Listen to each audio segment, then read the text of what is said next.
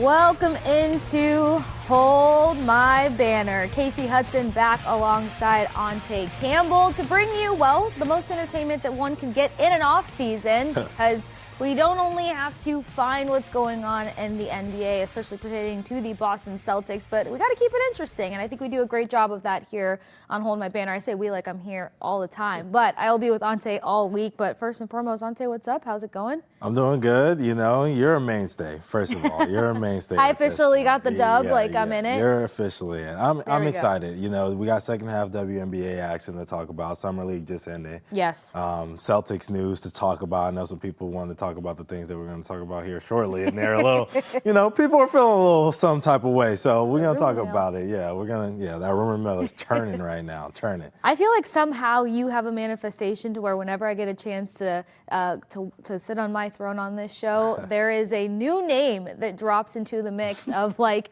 could he be in a Boston Celtics jersey, yes or no? So let's get to the rumors of this. A tweet bumping in that lets us know the new name on the block that the Celtics could be whispering about is showing interest in Ben Simmons during this whole free agency stretch and all the good things before we get to training camp and moving forward. Do you guys call it training camp? Yeah. Okay.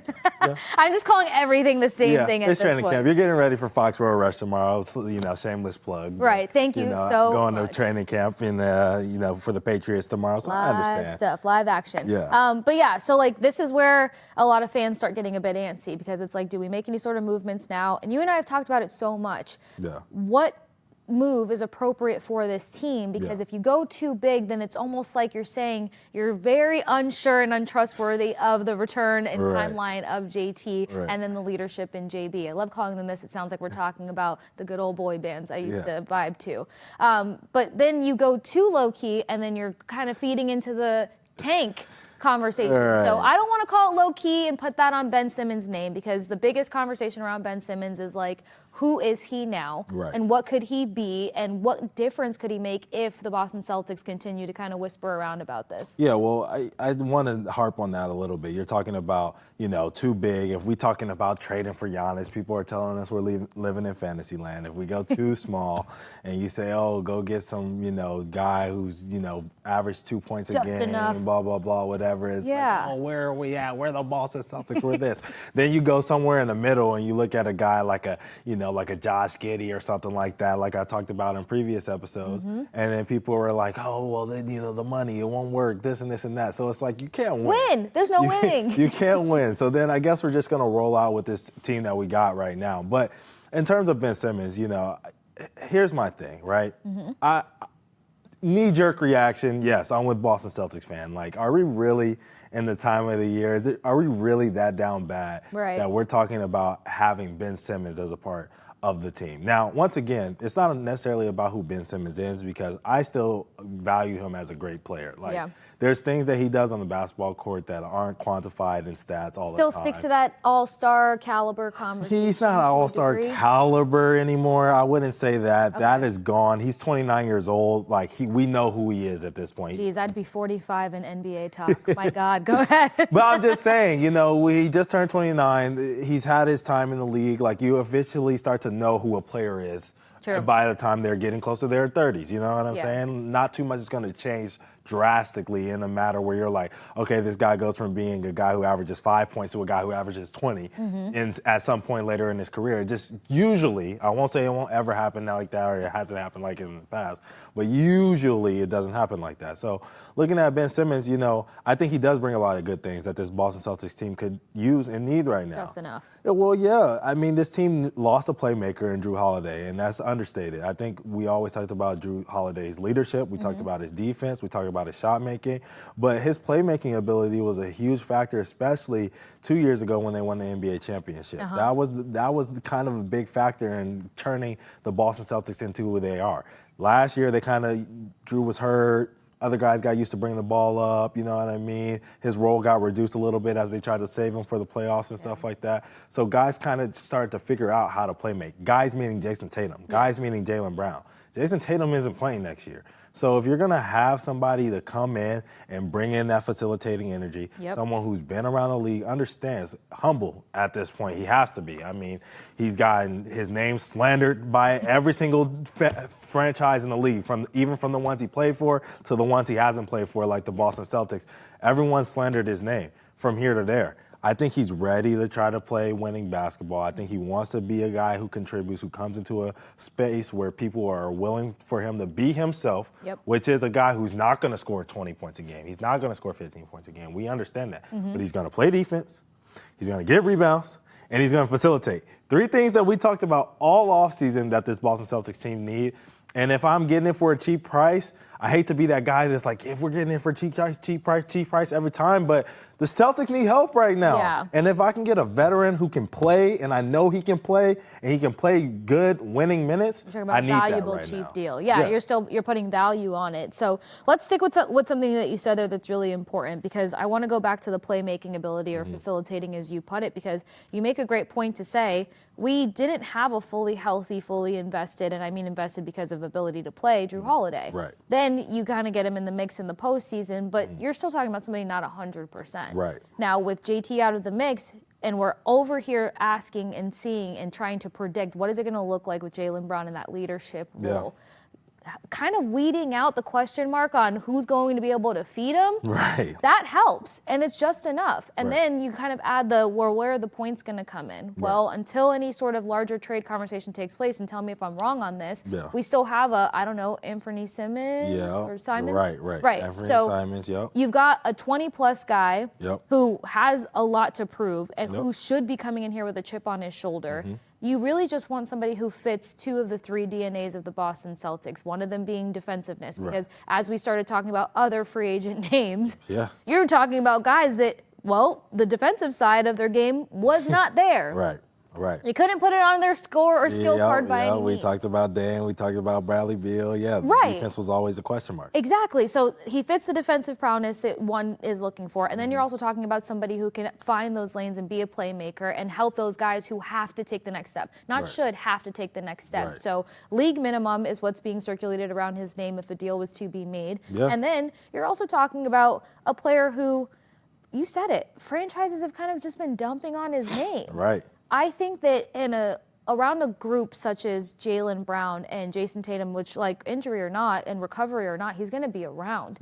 You're talking about leaders that I think can kind of resurge a Ben Simmons in a number of ways, because LeBron James even talked about some of the hate on this kid's name and just being like, I call him a kid, but I forgot NBA years. He's a dog. 29. He's 75. He's a vet now. He's a vet. That's nasty. I'm never, ever, ever hanging around around NBA.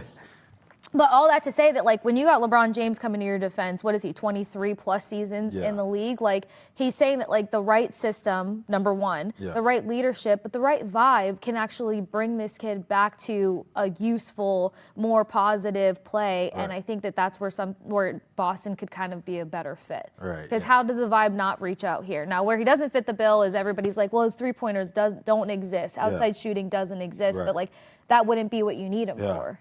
I think the issues, well, first of all, I need to say before I even talk more about this. I was like, you started laughing in the middle of me talking. Because you were like, I can't hang around NBA players. I do have to say, I'm 28 years old. I did get called old earlier today. Who did this? And work. Who did this? We won't talk about that. We'll talk about it at a different time. But just because I remember a significant U.S. event from the early 2000s. Wow. I was called old. So, we'll get back to Ben. I'm glad I got here when I did. Just letting you know. But, they're on my list. With Ben Simmons, is going to be the question marks about how he would be able to handle the Boston media and the Boston fan base, because they're going to let him. The mental aspect. Right. There's going to be, people who are going to, say bad. I mean, dude, Derek White has a bad game and people go on the internet and slash his name. And he's one of the crowd favorites. But then, God forbid, you mentioned trading him and it's like, not White. Keep his name out of your mouth. He is the Boston Celtics. Whoa, you hated him like 72 hours ago. Right, exactly. And that's just how, the Boston fan base is. It's what have you done for me lately? You know what I mean? That's what kind of business that we are in the NBA as a whole. But when you play for the team that has won the most championships in NBA history, they expect greatness every single night. And that's just not possible in human nature. Jayson Tatum's not like that. Jaylen Brown's not like that. If Ben Simmons were to play here, he wouldn't be like that either. And people are going to let him hear it. How would he respond? The things that I do like about him being a Boston Celtic is I feel like a psycho like Joe Mazzulla could get him right. That's what I'm saying. The energy and the vibes of this like locker room and these people, like how do you not get a different high about your mentality of the game, or at least kind of just like a fresh kick? Because sometimes, I can't believe I'm calling him a vet, but sometimes these vets, especially depending on their journey, you still love the game, but you don't love it the same. Right. And you need a different locker room to bring that old school love back into it, where it's just like, let me get my reps in. Let me facilitate this team. Let me be helpful and know your role. You talked about that a lot. Knowing your role coming in, not trying to be the all-star, the diva, or anything else. Like, you can fall in love with it again, which is going to make you impactful. 100%. And when you look at this Celtics team, it's a little bit different than what we've seen over the last couple of years, obviously. But what I notice is the leadership is still there in the Jaylen Brown and the Jayson Tatum. You see them around the team. You see even Jaylen Brown pulling up to the WNBA game for Sun versus Fever, sitting with Georges Niang, you know what I mean? And everyone's like, oh, okay, like Jaylen Brown and Georges Niang are good. I might be able to forgive this guy Niang. I gave you a shout out on chat for that one because I was like, this is a weird pic. This is a wild picture to see. Well, I was with Boston fans. I was like, what's up with this? You know what I mean? Bringing Niang in after he did what he did to Jaylen Brown. I'm rocking with my guy. You know what I'm saying? You know how I am. I'm very loyal. I'm very loyal. So it's like, Jaylen Brown, you part of my team. You know what I'm saying? He's in your I'm pack. rolling with you. Then anybody who's against you is against me. You know what I'm saying? So you have to forgive me for that. But, that's who the Boston Celtics are, though. That's who they've become. They become the team where you can come and you can fit in. Hey, man, like, you're a part of us now. Everything that happened in the past, that's squashed. You're with us, and we're going to fight for you like you would fight for us now. So, I would love to see Ben Simmons here just because of the things that I talked about that he can do on the court. But, as a fan of basketball, I never want to see a guy as talented as Ben Simmons was, fall from grace and all this other stuff and go through the mental, issues that he went through, go through the physical issues that he went through as a basketball player, which we obviously have to talk about as well, and we will.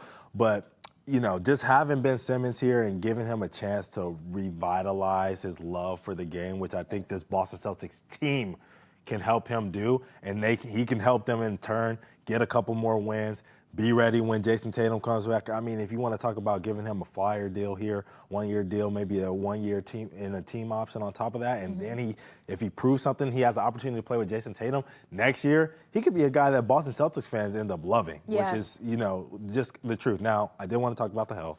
That is a concern. Yes. But when you look at it, we had KP and didn't need him. You know what I'm saying? Okay. KP was here. Healthy, not healthy, in and out of games, not playing back-to-back. A number of guys were in and out of games this past season. Right, and the Celtics were rolling just fine through the regular season without KP, you know what I mean, in and out all year, without Drew Holiday in and out all year, and they were just mowing through teams, right? And even in the finals, in the playoffs of 2024, you didn't have KP there. And guess what? The Celtics still look dominant, you know what I'm saying? So I think you can take somewhat of a chance on a guy on a cheap deal, 1 year plus a a team option or something like that, and give Ben Simmons a chance here. They would have to clear out some of these other guys, but I think it could work. So let's go with that for a second, because I do agree. I think it'd be worth an opportunity, risk versus reward, because I don't think this team needs to jump off the deep end unless they're saying they don't trust the timeline of Jayson Tatum's return, which I've already said. So with that being a point of emphasis, cheap deal, can his health obtain, but then how is that going to fit in terms of the rotation? Is that going to take away opportunities that can hinder this team when Jayson Tatum finally returns healthy? Yeah, I mean, I think not. I see it personally as a guy who can come off the bench and do some things. You know what I mean? I see him as I don't see him as a starter anymore in the NBA, but I see him as a 6th or 7th man, probably 7th man on this team. Obviously, with Peyton Pritchard doing what he's doing, I want him to be a 6th man and having that role and being aggressive. And they could even come in at the same time. It doesn't matter. We can still call him, 6th man, 7th man. It don't matter. You know what I'm saying? But I could see it, fitting extremely well with Tatum, without Tatum. I just feel like there's a lot of front court issues right now with the Boston Celtics. When you look at a Tatum-less Boston Celtics, I mean, you got Derek White, you got Jaylen Brown, who are going to be the starters.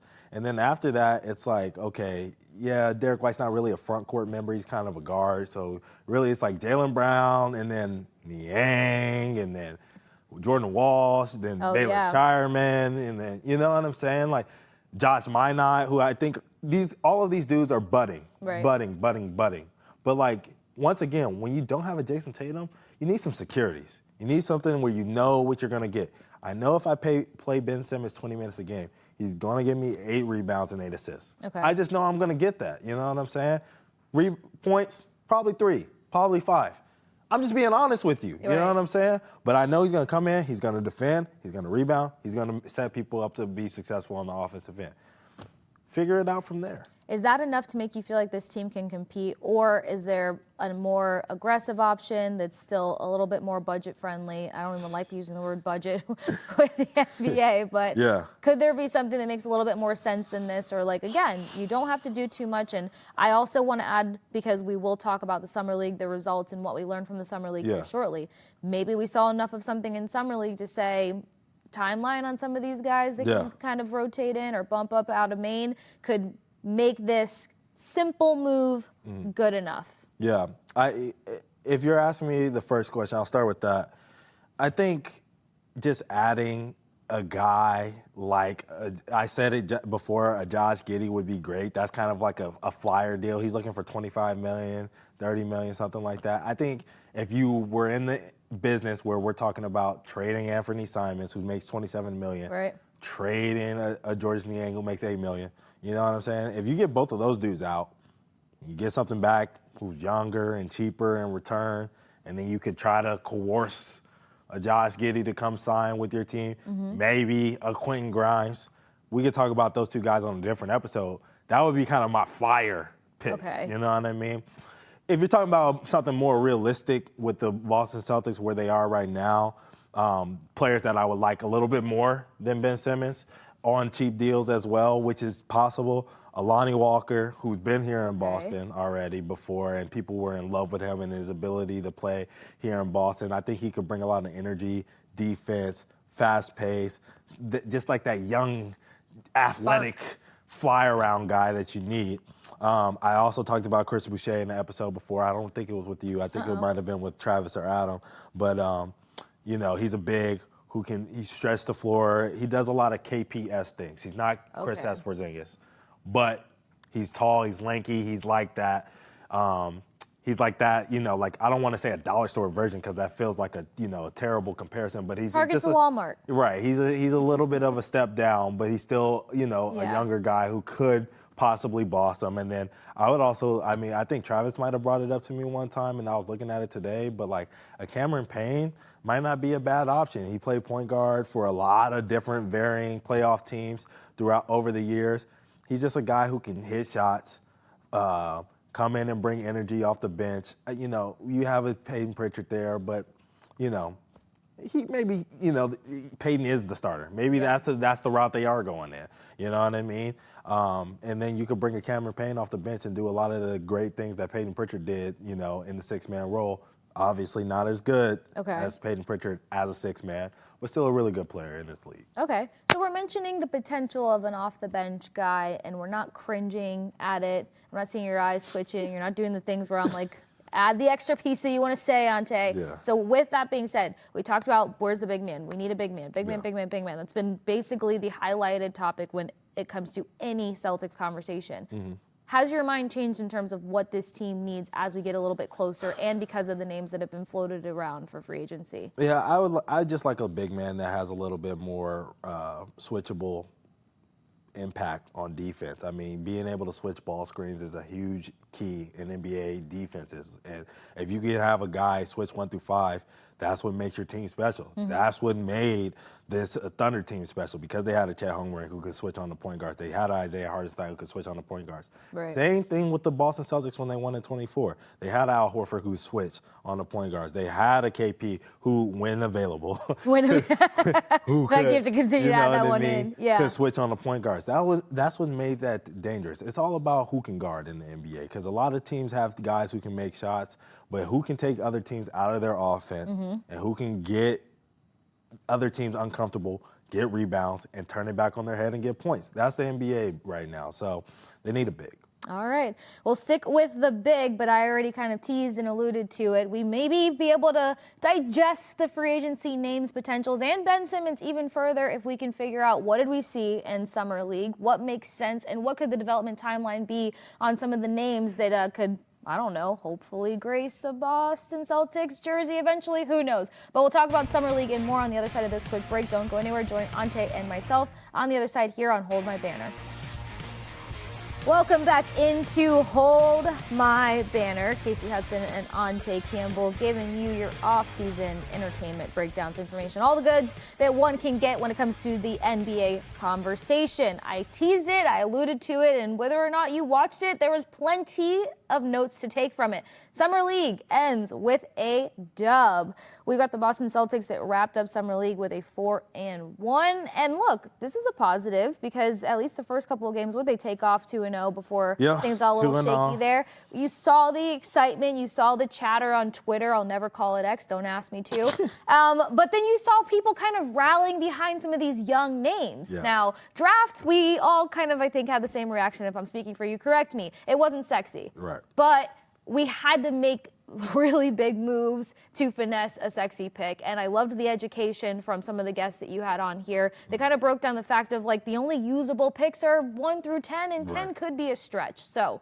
the biggest name that we have to start on when it comes to Summer League, what we learned and what fans may have started to get on board with, is going to be Hugo Gonzalez. Yep. And what you saw from him and what that can depict in terms of like how Boston Celtics ready he will be eventually. Yeah, I think it's going to take a little while, honestly. You know, and I am still really high on Hugo. I think he's going to be a good player in this league one day. I really do believe that. I just think that the scoring ability right now is not where it needs to be at, and we knew that coming in. But where did your mind change too? Because I want fans to see the picture of like the first 2 games that took place. Because game 1, it was just like, hell yeah, we're doing this. Right. And then the mood. No, and even before game 1, you know what I mean?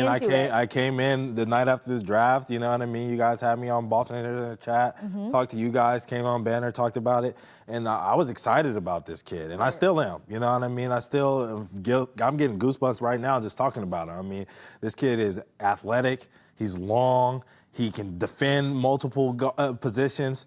I mean, he's everything that you want from a 20-year-old, you know what I'm saying? A 19-year-old, however old this kid is, you know what I mean? An actual kid in NBA terms. Yeah, he's a child, you know, and the issues that I'm having when I'm watching him play is that, you know, his basketball IQ is really high, but he gets out of position a lot because he's aggressive and he knows he can get in passing lanes, but it's not Euro basketball, it's not EuroLeague basketball. And EuroLeague is a really good league.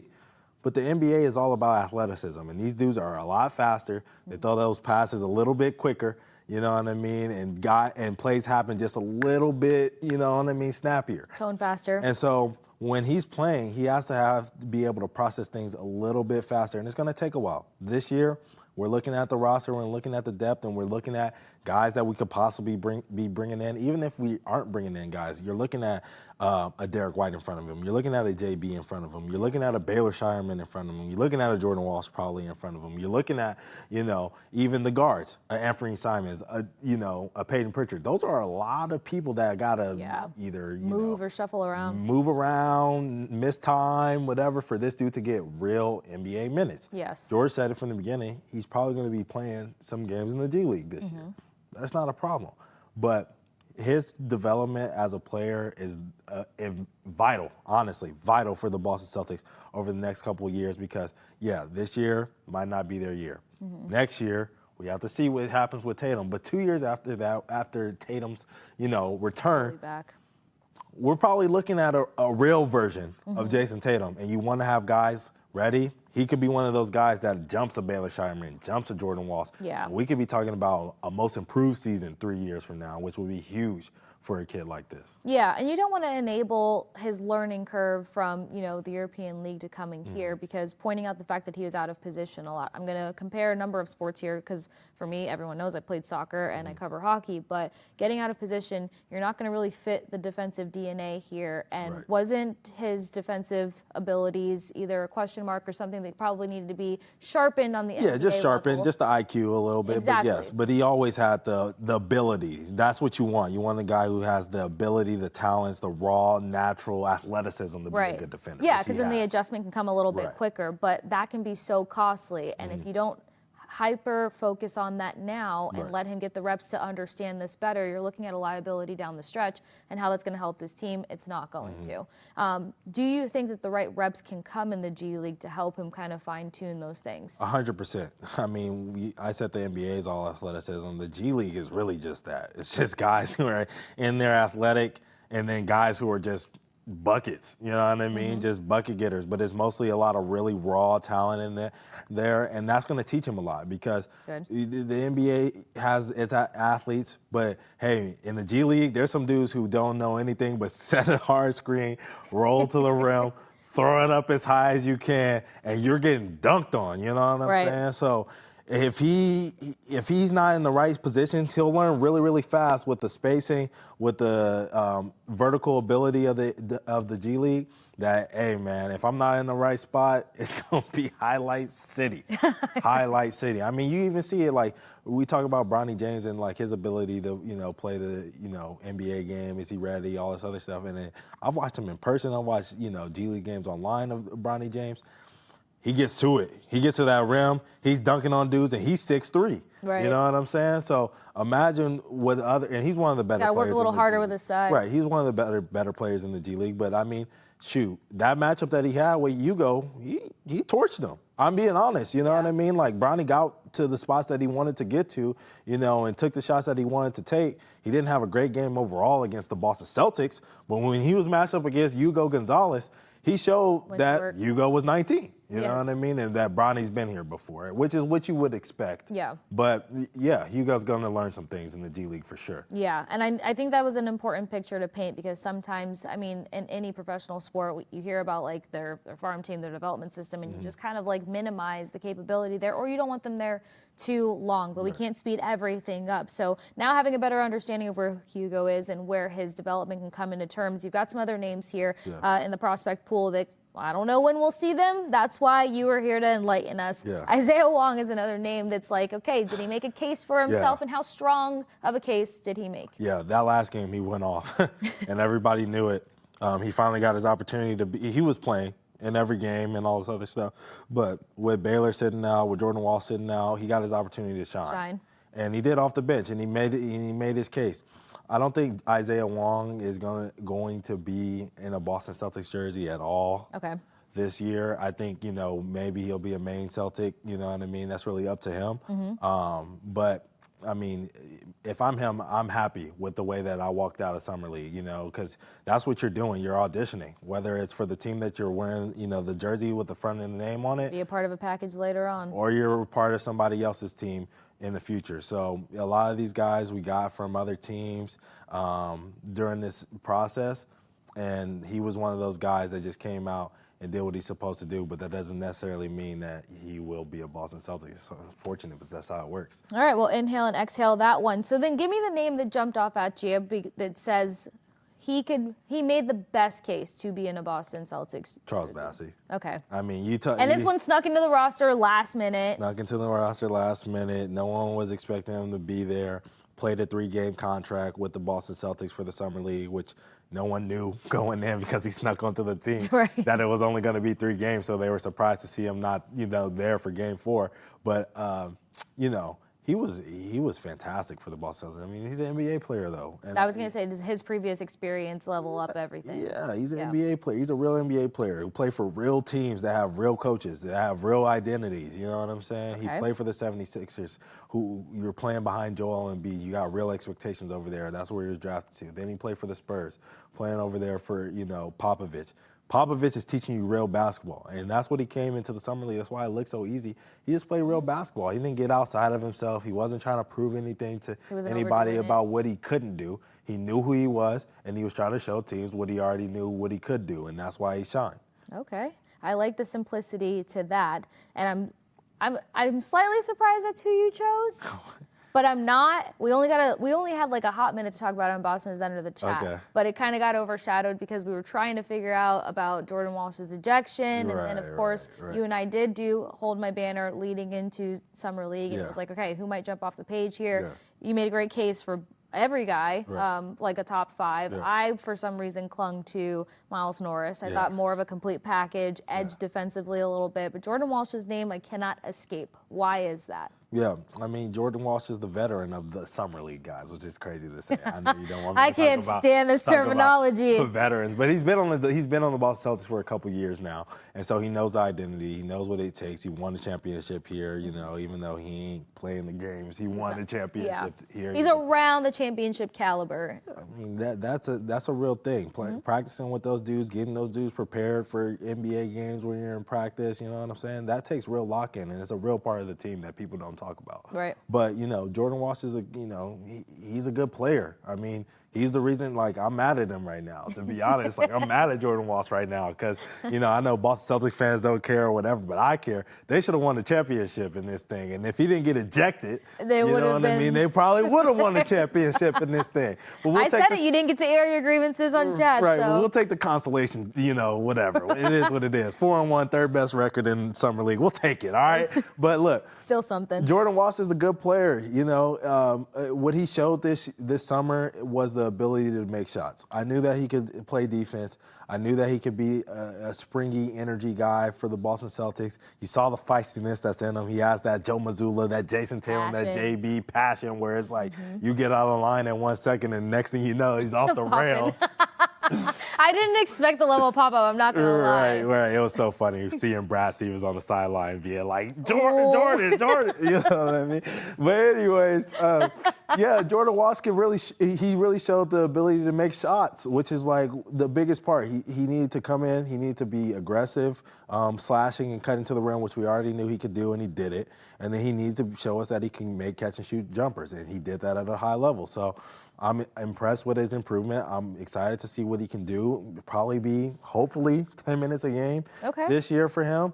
And it might not be every game, but, he could be one of those guys that, once again, Boston Celtics fans fall in love with over the year because he is going to give you energy, that's for sure. Yeah, energy is circulated around his name from what I've heard from you, what I've read, all the information. You see his name, you see energy next to it, which is very helpful and does fit Mazzulla. But also, I think he'd probably up the ante on the trust factor. Right. His trajectory, his growth, the consistency in his growth. It doesn't always have to be this 50% margin in it. He's doing just enough each time to show you that, he's putting in the work. 100%. And he's prayed for some crazy coaches. Yes, Mazzulla, you know what I mean? Insane. But also, going back to his college career, he played for Eric Musselman. And Eric Musselman, who also coached. Oh, you did say he was a nutcase. I was trying to find the kind way to say it. I love Eric Musselman because, sometimes you need those crazy coaches. Those crazy coaches, I always loved them growing up. So that's not even me. That was your coaching style. Yeah, I had coaches that broke clipboards and curse you out to here and there, and I'm looking at mom, and my mom's like, don't look at me. Listen to what he's saying. And, and it made me who I am today. It built up toughness, and it got you to, do the things that you needed to do. You know what I'm saying? Was it always necessary? No. But, it definitely made me an energy guy. And so that's why I understand who Jordan Walsh is and who he's becoming because, I played against Eric Musselman in college, too. He coached against one of my Fresno State teams. And yeah, he always brought that energy, and he had those crazy dudes that brought that energy like Jordan Walsh did. All right, so it feels like the future is bright in terms of where that trajectory continues to go for Walsh. Before we pivot out of this segment, I got to ask, is there a name that hasn't been talked about ad nauseum, at length, or always underneath the clip of like, keep an eye on this dude, that maybe stood out to you a little bit more in this summer league? Yeah, I think Amari Williams. I just think, him being a winner is a big part of.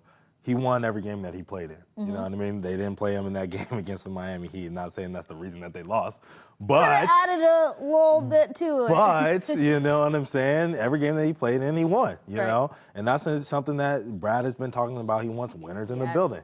And so, he won at Kentucky. He won in the conference that he played in before Kentucky. He's been a winner throughout his career. I hope that he continues to win with the Boston Celtics. That's important. So I love his playmaking ability. That's a huge part. I would like to see him get better with his, touch at the rim. I would like to see him get better with his just ferocity. I think he needs to be a little meaner. But I think he did a lot of great things this summer. All right, and it's nice to have fresh names jump off the page, especially when, look, Brad Stevens made it clear, he's not looking to tank this season. He's not even looking to just slide through the season either. He's still sticking to a winning DNA. We can't say that about every NBA team, though, because we've got some reunions that some fans are absolutely psyched about. Actually, the percentage is very low. Other fans, though, we just love a good storyline. But we'll talk about all of that, the potential nursing homes associated with this conversation on the other side of this quick break here on Hold My Banner. Back at it with Hold My Banner. I love that you can't just say Hold My Banner. That's so dumb. It's not even possible. But you know what is possible? A reunion, I'd say, of a lifetime, but I'm playing off of Coldplay lyrics. 12-time All-Star Chris Paul has agreed to deal with the Los Angeles Clippers. CAA's Steve, not going to say his last name, and Ty Sullivan told ESPN Paul had multiple suitors. There you go. This is why Ountae is always leading the charge.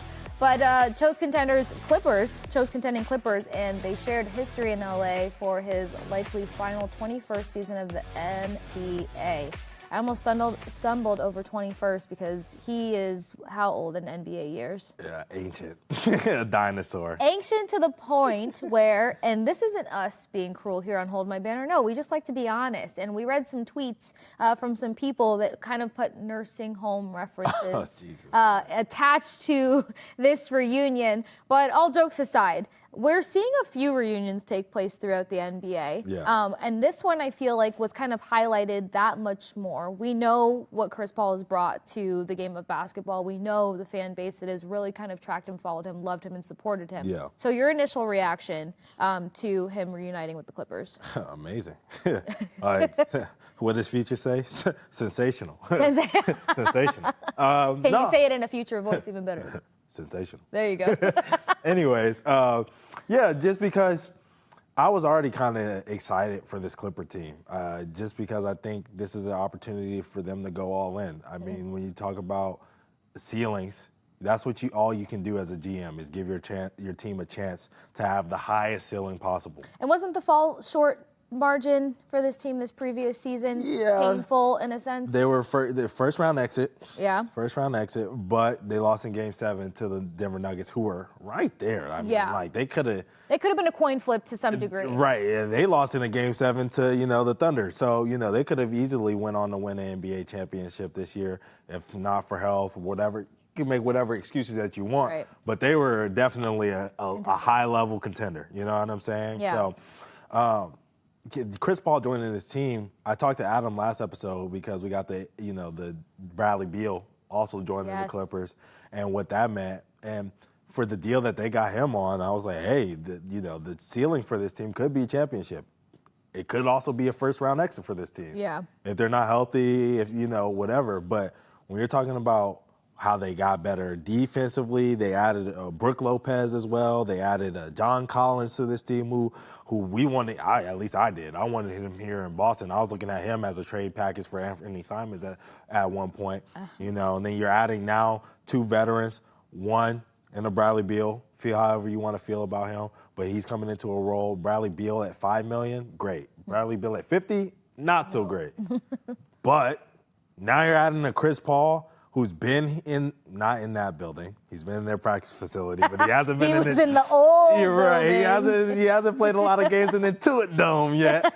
But, has been with that franchise, with that organization, with that coaching staff. He's been out there for a long time, and he spent a long time of his career. I mean, when you think about him, I don't even think about him as a New Orleans Hornet, New Orleans, or, because it was Hornets and then Pelicans, all these switches. But I don't even think of him as part of a New Orleans Hornet or a New Orleans Pelican anymore. I see him as a Los Angeles Clipper. That's where he had a lot of his, greatest moments, game winners.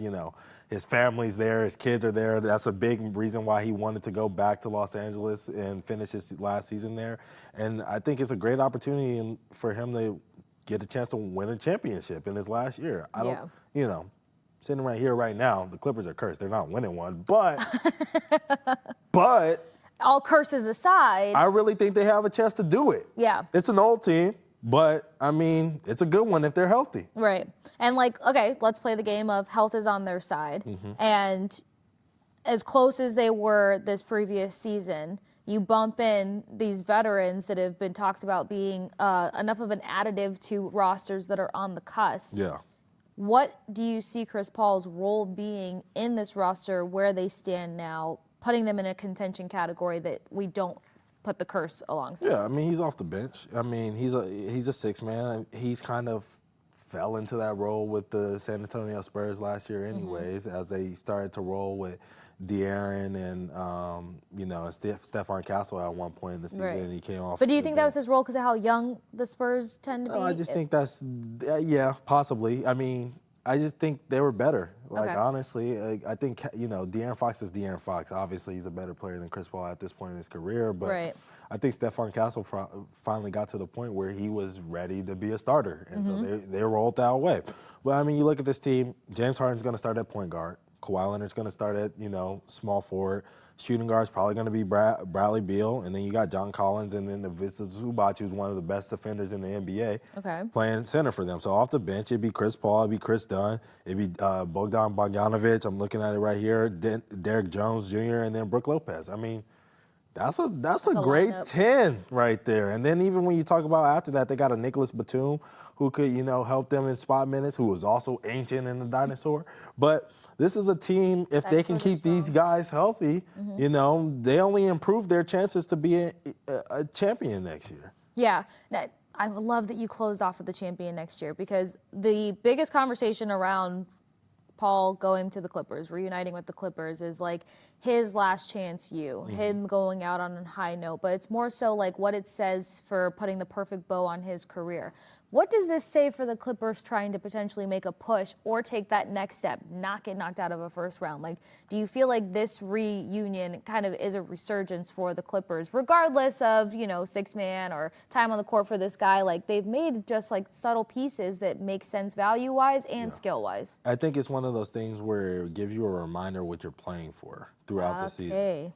And we look around the NBA and you hear this all the time, I remember vividly us talking about it, not you and I, but just us on Hold My Banner at one point talking about it. Say it correctly. Hold my banner. There you go. But I think it might have been with you. After the Timberwolves got eliminated, they talked about how they didn't win for Mike Conley and how they wanted to win for Mike Conley. And then how even here in Boston, when they did win in 24, and they talked about how they got it done for Al and how they wanted to get it done for Al, the Boston Celtics didn't need that motivation. But it does help when you go throughout the playoffs and, the NBA season is long and a lot of these dudes have been here and played so many years and have never won anything. So you kind of forget, what it's like to win a championship and what it's like to be, at the mountaintop. And you kind of get comfortable with just making money and scoring 20 and going home to your families and friends and chilling, you know what I mean? Yep. But now that they have that, that going away tour, that farewell tour with Chris Paul now, when they get to the end of the year and they're in a Game 7 and we talked about how they didn't have energy and they didn't show up and they didn't do these things, I can be sure that this team is going to show up with energy and effort and all those things. They may not win that Game 7 if it comes up again, but they will play a lot harder than they did this year because they'll have that reminder of Chris Paul's last year. Okay, so sticking with that for a second, what would make Chris Paul's final season as poetic as we all now want it to be with this reunion? Yeah. How far of a run does this team have to have next year? Or what's the success got to be in order to make this, make sense? I think if they can get back to the Western Conference Finals, which they've only done once in their entire franchise history, one time. You're saying go back. And go back. Go back. Just go back. So that means win 2 rounds. Make an appearance. If they win 2 rounds, people will feel like a aura around it. It'll be like how the Knicks this year. Oh, okay. Like the Knicks fans were so excited about them making it to the Eastern Conference Finals and all this other stuff. But they didn't do much else after that. No, all right, I'm being petty. Being petty, Knicks fans. But, you know. I don't think the pettiness is going to drop off Knicks soon. fans were excited because they hadn't done that in 20-plus years. You know what I'm saying? Same thing for this Los Angeles Clippers team. Everyone in L.A., everyone who's a Chris Paul fan as a whole, even if it's not in L.A. or you're not a Clippers fan, will be excited just to see this team get an opportunity to have a chance at the finals. All right, we'll bold it, hashtag it, put an underline underneath it before we move on, because we got to give the ladies some love here on Hold My Banner. Hold My Banner. Packaging, Paul, Beal, now in Clippers uniforms. What do you grade this? A, B, C, D, or F? Yeah, knowing where the Clippers were at last year and knowing what they did with a shorthanded team, I got to give these 2 moves at least a B+. Okay. At least a B+. Honestly, I thought you were going to hit him with a C. You're giving Kawhi and James Harden an opportunity to win a championship. This is kind of like their last shot. They've been doing this for a couple of years now with this iteration of the team. It's like this year and probably maybe next year are their last shots at winning the chip. Last chance all around. Okay, well, that's a statement to be made, but another statement that we're going to dive into on the other side of this other quick break is the WNBA. Some T-shirts that went into the mix and some gold when it comes to press conference conversations. You guys have probably already heard the heartbeat of it, but Ountae and I will give you the full breakdown here on Hold My Banner on the other side of this break. Welcome back into Hold My Banner. I said we were going to give some love to the ladies, but here it goes. The WNBA All-Stars making a statement. Pay us what you owe us, as the CBA expires in October. And look, this conversation isn't new. It's just getting louder. And as for how it's getting louder, it's getting more outspoken by each WNBA player. Here is Kasey Plum speaking to the T-shirts. Well, it was a very powerful moment. We didn't, at least as players, we didn't know that was going to happen. So I think it was kind of like a genuine surprise. But the T-shirt, just united front, was determined this morning that we had a meeting for. And, you know, not to tattletale, but 0 members of Team Clark were very present for that. But no, we were just, we had a very... that really needed to be mentioned. I'm trying to make a situation light, okay? But yeah, no, I think it was just all of us getting on the same page for the game. We wanted to do something that was just united and collective, and I thought that it was a very powerful moment and got the point across. And, you know, sometimes you don't have to say anything.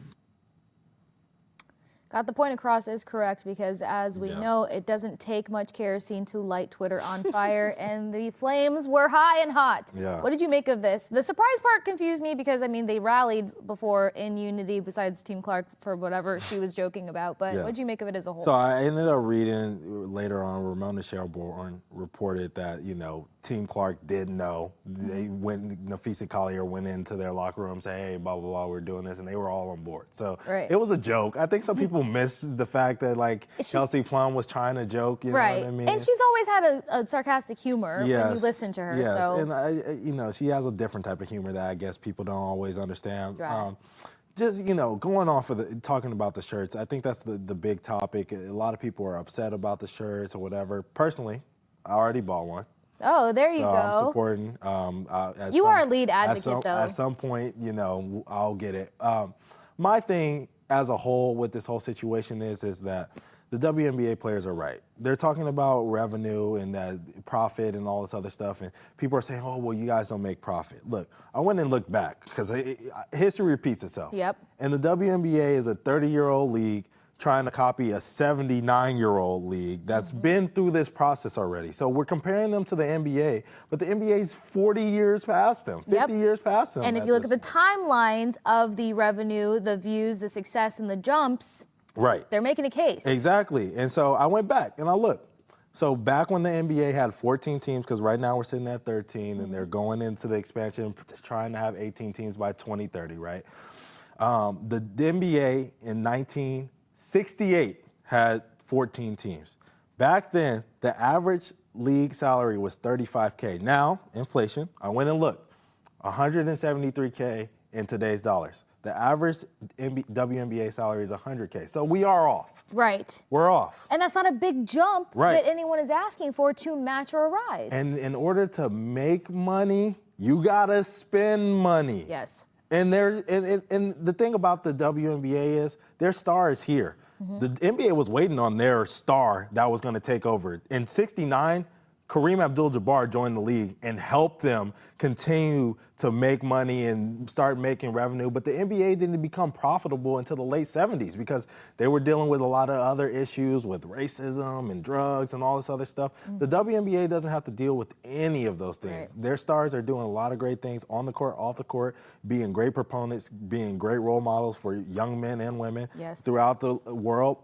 They're doing a lot of great things. I think that the WNBA does need to have a little bit more, financial spread. Just spread it out just a little bit, because these women do work hard and the product is only getting better. Where they hurt themselves, because this is an honest conversation, is always you have to be able to go out there in the all-star format and do your best and play hard. The NBA players have the luxury of being NBA players, and we complain about it all the time with their all-star game. And we're trying to get rid of it. Yeah. If you're going to do that and put those shirts on, you got to go out and play hard. And don't tell me you can't do it, because you did it last year when it was USA versus All-Stars. Yes. And you're guarding 94 feet, and you're clawing, and you're scratching, and you're yelling. I've seen it before. Yeah. That was a hard-fought game that you played just a year ago. So you should do it again every year and prove your worth. Yeah, because once you make statements, what do you have to do? Support the statement. You can't have a fall-off because you don't know what new eyes and voices you just appealed to with the statement. They're not going to track back and see what your performance, your push, your hustle, why you make this game exciting.